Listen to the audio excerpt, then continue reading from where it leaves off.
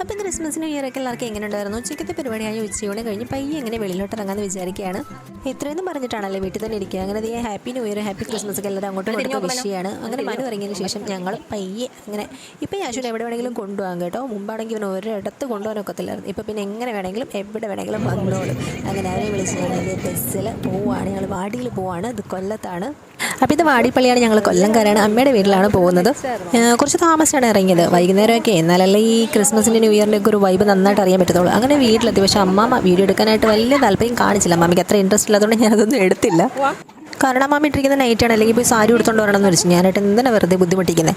അങ്ങനെ തിരിച്ചതേ എൻ്റെ ബാഗിൽ കിടന്ന ഒരു അലിഞ്ഞ മുട്ടായി തിന്നിട്ട് ഞങ്ങൾ തിരിച്ച് റൊട്ടി കൂടെ പോകുമ്പോൾ വീണ്ടും പള്ളിയിൽ കയറി. കാരണം നേരത്തെ വന്നപ്പോൾ ഒന്നും കണ്ടില്ലല്ലോ. എന്നാൽ പിന്നെ എല്ലാം ഒന്ന് വിശദമായിട്ടൊന്നും കാണാം. ക്രിസ്മസിന് പിന്നെ പള്ളിയിൽ കയറില്ലേ പിന്നെ എപ്പോഴല്ല കയറിയെല്ലാം ഒന്ന് കാണാൻ പറ്റുക.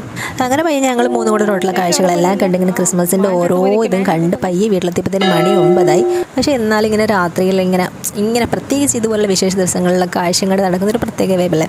അപ്പോൾ ഇത്രയേ ഉള്ളൂ. ടാറ്റാ. അപ്പോൾ സബ്സ്ക്രൈബ് ചെയ്യണം.